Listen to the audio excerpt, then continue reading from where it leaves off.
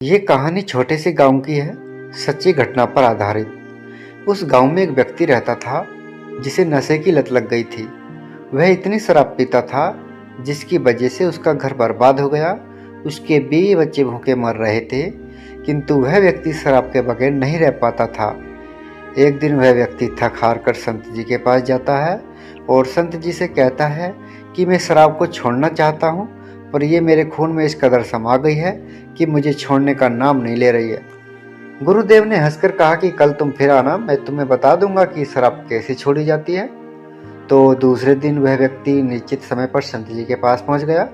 जैसे ही संत जी ने उस व्यक्ति को देखा, वे झट से खड़े हुए और एक पेड़ को कसकर पकड़ लिया।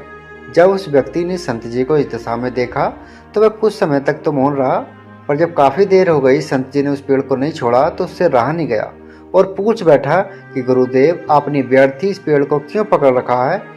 गुरुदेव बोले, वत्स, मैंने इस पेड़ को नहीं पकड़ा, ये पेड़ मेरे शरीर को पकड़े हुए है।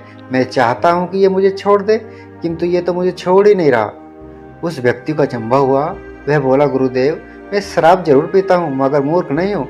आपने ही जानबूझकर इस पेड़ को कसकर पकड़ रखा है। ये आपको क्या पकड़ेगा? यदि आप दृढ़ संकल्प कर ले तो इसी वक्त इसको छोड़ सकते हैं।